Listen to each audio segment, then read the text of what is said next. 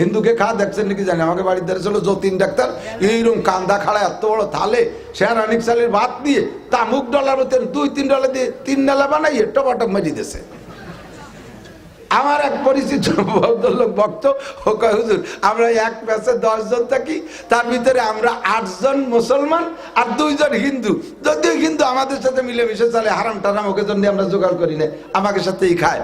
তা 8 জনের জন্য 10 জনের জন্য 10 পোয়া চাউল দেই।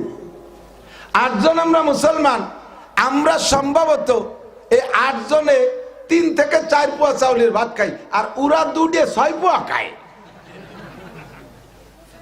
পরে ওকে কলাম যে তুরা এরকম গাড়ইলে গিলা গিলিস কে, একই তো সাইজ, বডি তো তোকে বড় না, কাজও তো বেশি করিস রে।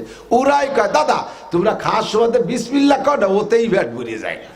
বলেন না সুবহানাল্লাহ, বলেন না সুবহানাল্লাহ।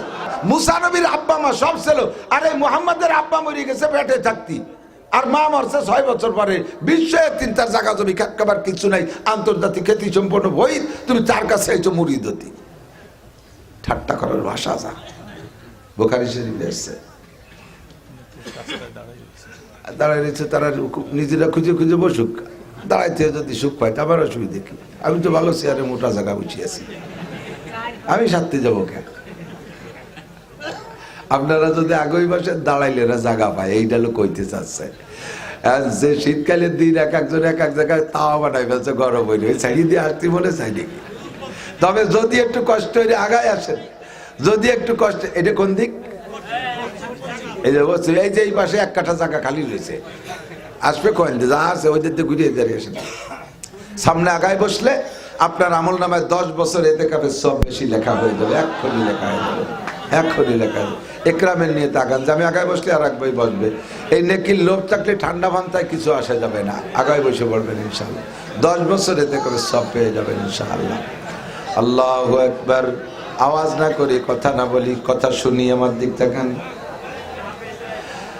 এবার আব্দুল্লাহ ইবনে সালাম কে এসে কয়, আব্দুল্লাহ সুখী কাতি বুতি কিলায়, তুমি মুহাম্মদ গরিব, মুহাম্মাদের মতো ছোট নবীর কাছে বায়াত হইলেন, উম্মত, তার উম্মত হিসেবে তুমি নাম লেখাই দিলে, তোমার মতো হতভাগ্য হতে পারে না। আব্দুল্লাহ ইবনে সালাম রে ইহুদিরা ধিক্কার দেয়, আমার দিক।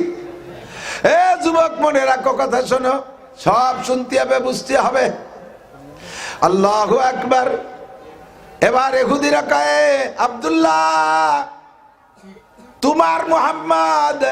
তোমার মুহাম্মদ উম্মতকে একেবারে টুকিটাকি শিক্ষা দেয়, আর মুসা নবী উম্মতকে বড় বড় সবকিছু শিক্ষা দেয়।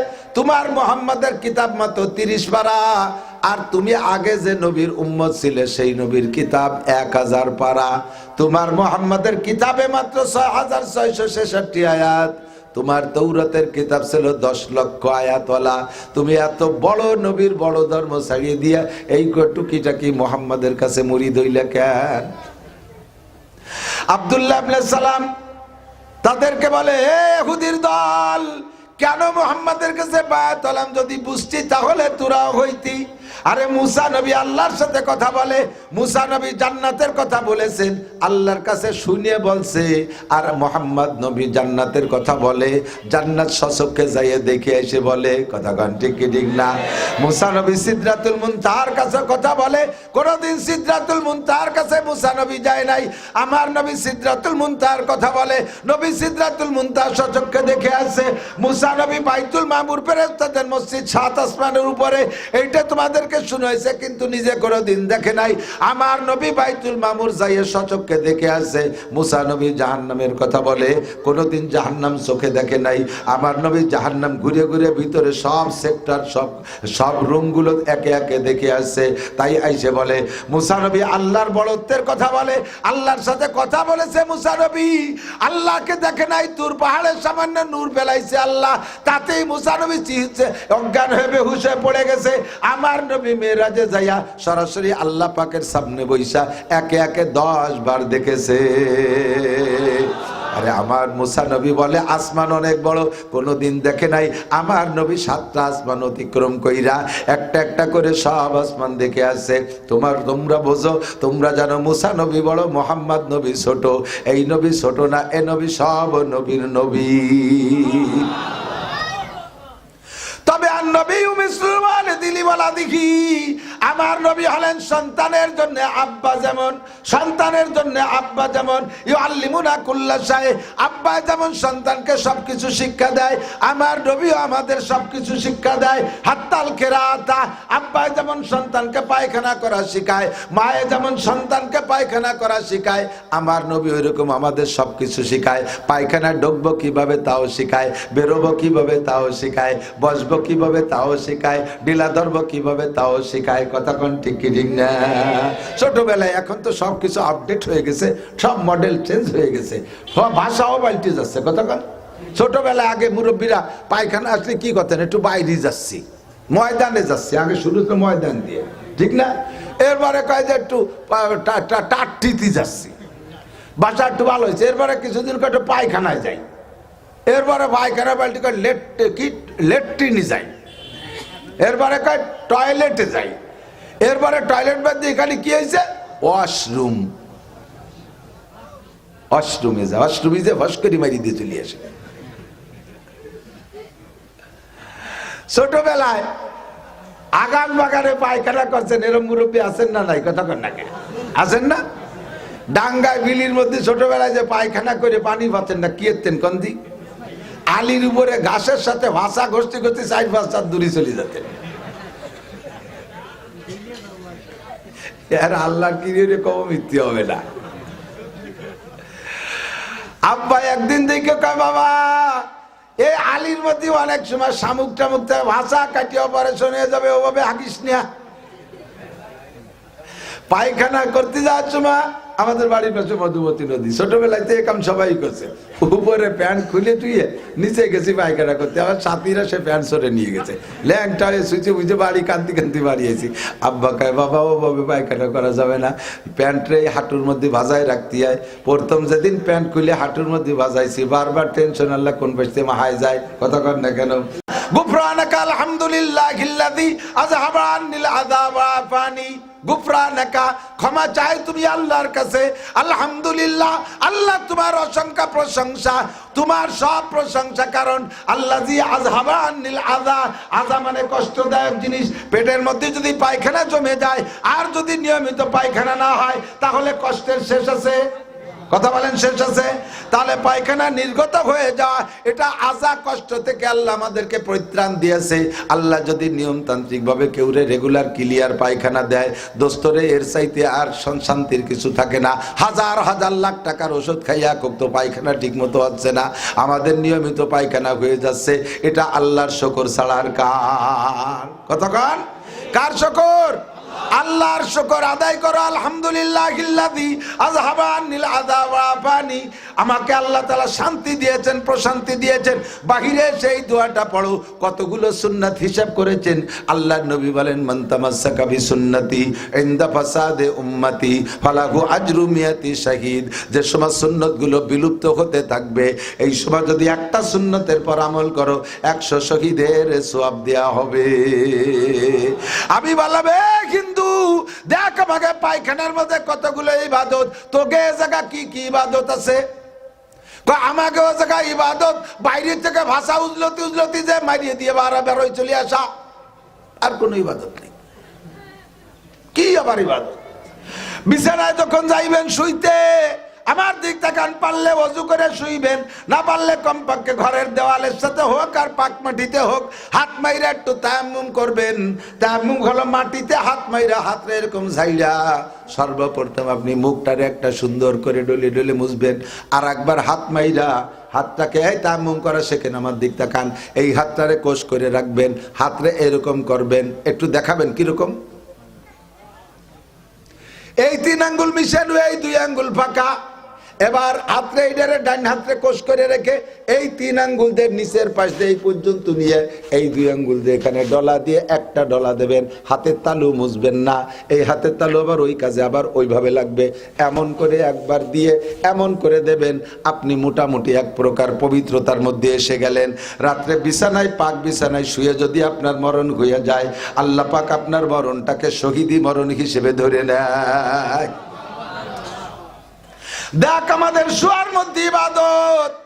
এরপরে বিছানায় যখন যাইবেন, অন্তর থেকে 3 বার পড়বেন সারা জীবনে যত গুনাহ করছেন, আর যে গুনাহগুলো আপনার আপাতত করার অভ্যাস রানিং আছে, বিড়ি খাওয়ার অভ্যাস, গাঁজা খাওয়ার অভ্যাস, এবা খাওয়ার অভ্যাস, সুদে টাকার অভ্যাস, ঘুষে টাকার অভ্যাস, আইল ঠেলা অভ্যাস, জাল দলিলের অভ্যাস, মিথ্যা সাক্ষীর অভ্যাস, গালাগালি করার অভ্যাস, গীবাত করার অভ্যাস, পরের জমি জাল দলিল করার অভ্যাস, মিথ্যা সাক্ষী দেওয়ার অভ্যাস, মিথ্যা মামলার অভ্যাস, মমতাজের গান শোনা, মনির খানের গান শোনা, আলমগীরের গান শোনা, জানি যাত্রা করসা, গাজীর গান গুরু যাত্রা, আকাম কুকাম যা আছে, সুদের টাকা খাওয়া, গুজের টাকা খাওয়া, ব্যারাকের টাকা খাওয়া, কারিতাসের টাকা খাওয়া, অ্যাডামসের টাকা নেওয়া, বিআরটিভির টাকা নেওয়া, স্বনির্ভরের টাকা নেওয়া, গ্রামীণ ব্যাংকের টাকা নেওয়া, এই সব হারাম যে কাজগুলো আপনার আপাতত করা রানিং আছে, মুখে দাড়ি কাটার অভ্যাস আছে, নামাজ পড়ার অভ্যাস নাই, হালাল কিছু করার অভ্যাস নাই, সব গুনাহ থেকে অন্তরে তওবা করেন, কারণ এখন আপনি মরতেছেন। এখন মরতেছি বলেন কেন? মরা কেন বললাম? গমের যে দোয়াটা কি বলেন তো?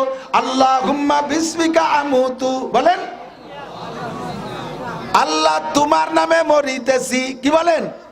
তোমার নামে মরিতেছি। আপনার জানা আছে নিশ্চয়ই, এখানে যারা আছে একটা দুইটা অ্যাক্সিডেন্ট আপনার জানা আছে, আপনাদের এলাকায় হোক, আত্মীয় স্বজনের মধ্যে হোক, বহু মানুষের খবর জানেন, রাত্রে যে ঘুমাইলো আর সকালবেলা ঘুম থেকে ওঠে নাই, ঘুমের মধ্যে মরণ হয়ে গেছে, এমন দুই একটা খবর জানা আছে কি আছে না? আপনিও সেই অঙ্গীকার করে মরণের ওয়াদা করে ঘুমোচ্ছেন। আল্লাহুম্মা বিসমিকা আমুতু, আল্লাহ তোমার নামে মরিতেছি, ওয়া আহিয়া, সকালবেলা যখন ঘুম থেকে উঠবো তোমার নামেই উঠবো, তোমার নামে মরি, তোমার নামে সজাগ হই। কতক্ষণ? তোমার নামে মরি, তোমার নামে বাঁচি। এরপরে সকালে যখন ঘুম থেকে ওঠেন তখন কি দোয়া পড়েন? আলহামদুলিল্লাহিল্লাযী, সব প্রশংসা ওই আল্লাহর, আল্লাযী আহিয়ানা, যে আল্লাহ আমাদেরকে বাঁচাই দিয়েছেন, বাদামা আমাতানা, কিছুক্ষণ মেরে রাখার পরে। বাদামা আমাতানার কি মানে? কিছুক্ষণ মেরে রাখার পরে। 6 ঘন্টা মেরে রাখছে কেউরে, 8 ঘন্টা মেরে রাখছে কেউরে, 3 ঘন্টা মেরে রাখছে। আল্লাহ কিছুক্ষণ মেরে দেওয়ার পরে আবার তুমি বাঁচাই দিয়েছো। এই বাঁচানো আমার আব্বা বাঁচাই নাই, এই বাঁচানো আমার মা বাঁচাই নাই, এই বাঁচানো আমার নেতা নেত্রী বাঁচাই নাই, আমারে বাঁচাইছে কে? বল যুবক, কে বাঁচাইছে? আমারে মারছিল আমার আল্লাহ। ঘুম দেয় কে? আল্লাহ। ঘুম দিয়েছে মানে মেরে দিয়েছে, আবার ঘুম থেকে আমারে সজাগ করে দিয়েছো তুমি, কাজেই প্রশংসা সব তোমার। এরপরে ওয়া ইলাইহিন নুশুর, এদিক তাকান। 6 ঘন্টা মেরে রেখে বাঁচাই দিতে পারে যেই আল্লাহ, স্থায়ী মরণের পরে কিয়ামতে বাঁচাইতে পারবে কি পারবে না? ওয়া ইলাইহিন নুশুর, আবার আল্লাহর কাছে উঠতে হবে। দেখ আমার ঘুমের মধ্যে কত দোয়া। এবার শোয়ার সময় যুবক আমার দিকে খেয়াল করো, ডান কাতে শুইবেন, আমার বডির দিকে তাকান, আমার বডির দিকে তাকান, এদিক ওদিক তাকায় না, দেখেন আমি কোন ফিগারে আছি, বোঝা যাচ্ছে? এইভাবে যদি আমি উত্তর শীতের ডাইন কাতে শুয়ে পড়ি, তাহলে আরবিতে লেখে আলো ডাইন দিক দে। আরবিতে কোন দিক দে? ডাইন দিক দে। আমি এইভাবে কায়তে শোবো, এর নাম হলো কিবলামুখী শোয়া। এই কিবলামুখী শুইছি, বডিটার দিকে তাকান।